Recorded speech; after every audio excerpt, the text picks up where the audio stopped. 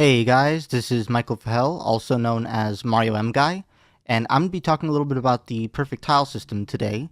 I'm going to show you how you can import your own assets and make a perfect tile shader similar to what you see here. It's actually very easy to do. I already made all the assets beforehand, so we're not going to go over that in this video. We're just going to go over basic import settings to get something looking sort of like this. I'm going to be using a brick pattern, so alright, let's get started.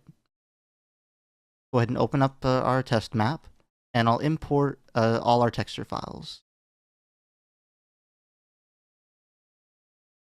Now I have a texture map, a normal map, a mask, and a displacement map. The mask is going to determine the difference between grout and tile. So for the mask, we want to uncheck sRGB and change the compression settings to masks. Save.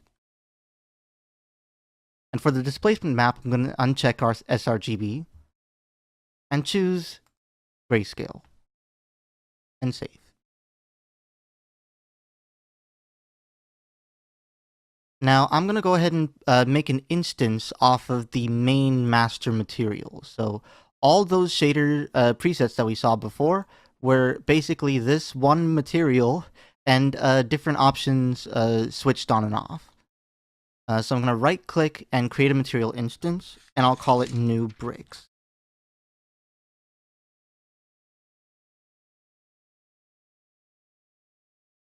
And if you were wondering what these other two materials are, it's the same thing as the first material, but with tessellation turned on.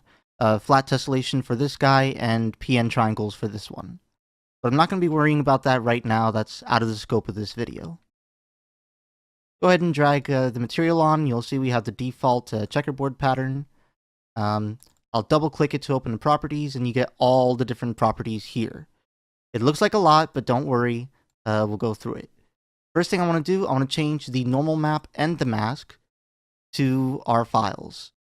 Here's the mask and the normal map. And so we have the right grout occlusion or grout going on, and the right normal map. Everything's correct, but we just have this weird coloring underneath, which is not lining up properly. And that's because the tile map is not meant to be lined up with bricks. Bricks sort of go, every other line is offset by half. So that's not the appropriate tile map for bricks. I'll go over to the tile maps, and I'll pull in the brick very large TM. I actually have a bunch of tile maps that we can use, but this is the one I'm going to use. And so we have the brick tiling, but now the scaling's not right. If I want to control the scaling, all that stuff is done down here under tiling. First thing I want to do, I want to make this a little bit more sane. Make it a little bigger so we can see what it is we're doing. Alright. And you'll see if I drag these sliders, I can change the tile map underneath it. But if I want the exact number for how big the tile map should be for these assets, just take the asset, the mask, and figure out how many times this mask can fit into this tile map. So I know there's 256 bricks represented going up and down the tile map, and there's 6 bricks represented going up and down the mask. So for the tile map height, we're going to take 256 and divide it by 6, and we get 42.66666, 42 and 2/3. And for the width, we're going to do the same thing. There's 256 bricks going across, and notice I said bricks, not pixels. Every 2 pixels represents a brick. So in this case, for every 2, even though it's 512 pixels across, it's only 256 bricks across.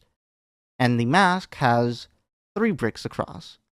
So there's 85 and a third. 256 divided by 3. All right, and we have the appropriate tiling. Now, something else we can do, I can just stretch out the bricks a little bit. I can control other factors. I know the original texture was kind of like a little bit stretched out, so I can bring that back in here.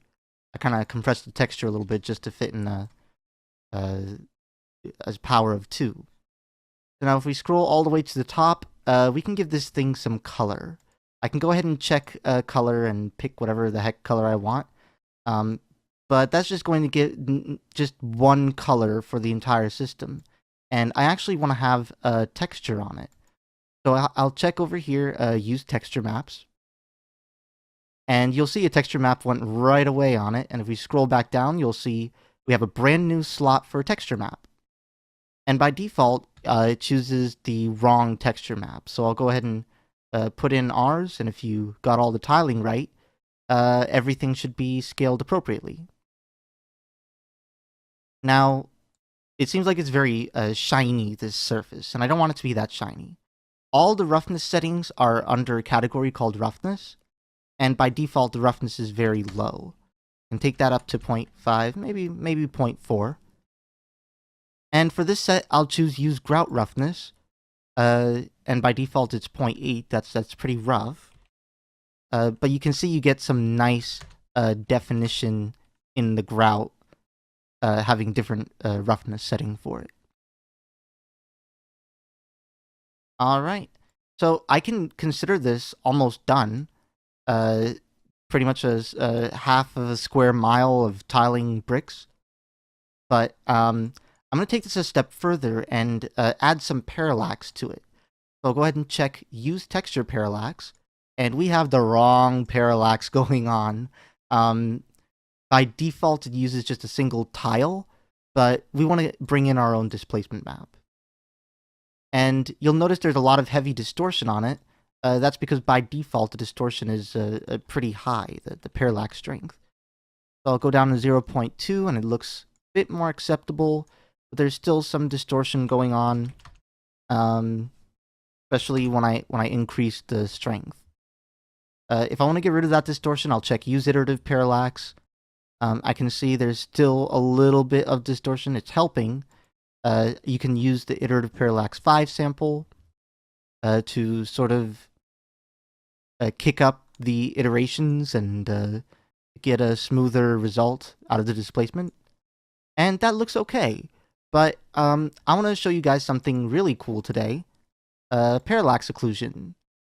So if you want to use parallax occlusion, make sure you uncheck iterative parallax. Otherwise, it will run both effects at the same time.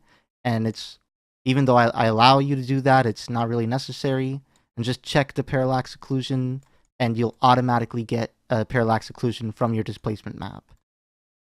It's actually 0.05 is pretty darn powerful. I'll lower it down to 0.25. Maybe 0.225. And we can adjust the samples. The samples far is going to be at an oblique angle like this, and the samples near is going to be how many samples it uses when you're looking at it head on. So it's not very deep. I can take this down to 8, maybe even lower.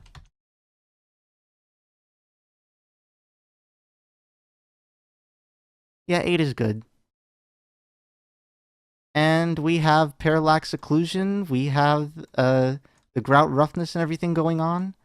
One more thing I can do, is something that looks like it needs. Maybe just add a little bit more red to the brick coloring.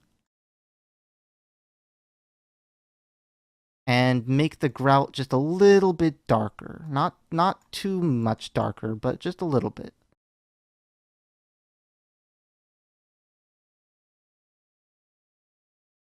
Alright, and we're all done. So that's it for basic importing and basic material creation in the perfect tile system. I hope you guys learned something out of this video. Stay tuned. I will be adding more updates to this shader as time goes on, and releasing more videos along the way. Thank you so much. This system is going to be on the marketplace June 10th, 2015, for a total of $15. I hope you guys enjoy it, and good luck creating your own materials. Take care now.